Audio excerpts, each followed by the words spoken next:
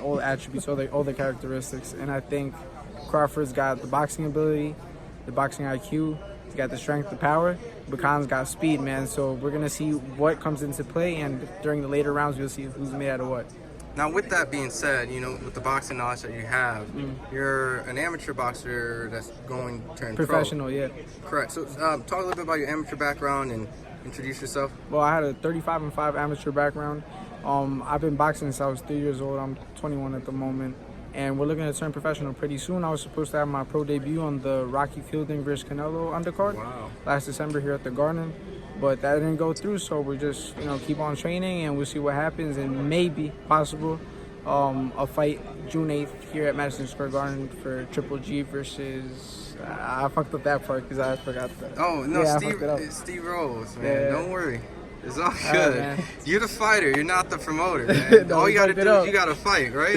Yeah, man. Look, don't even worry about it. With that being said, your amateur style or your professional style? I mean, I think it's a mixture of both things. You need to apply, you know, boxing ability. You need to be able to brawl. You need to be able to counterpunch and place those things into one to make a complete fighter. So I think I have a little bit of everything.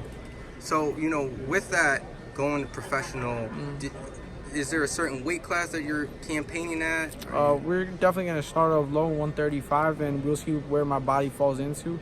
Definitely think I'll fill up to maybe like 140, 147 later in my career. You're awfully young, so I could definitely see you jumping up in weight at a growing rate. Right. At that point, when you turn professional, how many fights do you want to try to have in a year? 4, I mean, 5? I'll leave that up to my management team, to my trainer, to my father, and then, you know, we'll sit at the table and we'll discuss it, and based off that, that's how we're gonna, you know, make the fights happen. So, you know, these are obviously big undercards that you're being underneath that these guys want to put you on. It's obviously no slouch. You know, how did you get some of this recognition? I mean, did you win any awards? The promoters see you, word of mouth, like?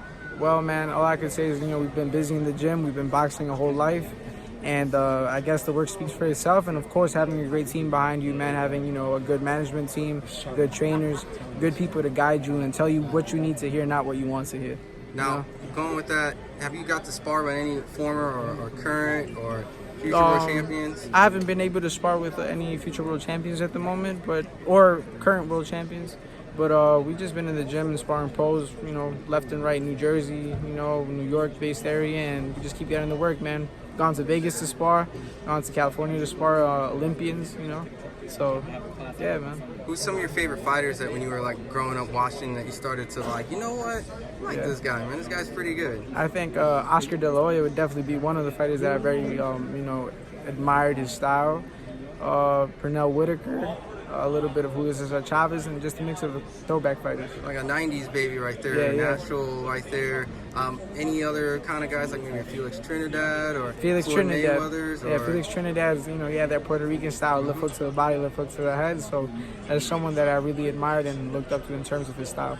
Absolutely. Now, going forward, you know, is there a plan for you to be your own promoter, or as, you know, idea of maybe being with Top Rank or Matchroom, where you're unsure, you're just going to let your manager hang?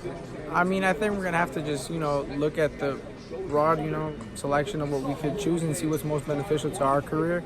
So, I mean, I think it's too early to say if I'm going to be my own promoter. We're going to have to go with the flow.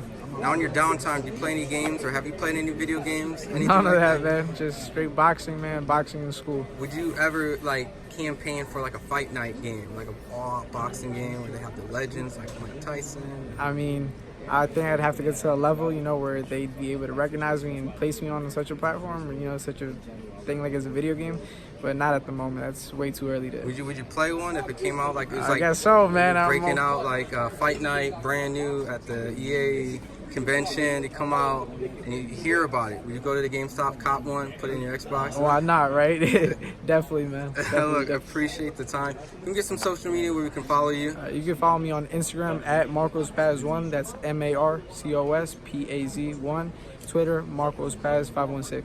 Appreciate That's it, man. Thank you for the support. Thank you for the interview, and I appreciate it. If you enjoyed the video, feel free to hit the like, subscribe, and share. As always, if you want to support us to the next level, head over to the patreon.com/ThaBoxingVoice. We have tons of exclusive from Border Wars, Entitled, betting shows, the list goes on and on and on. But in addition to that, if you guys have questions for fighters, trainers, and promoters, this is where you can submit them. We will run out, get these questions answered, and put it back on the show just for you guys. Appreciate it.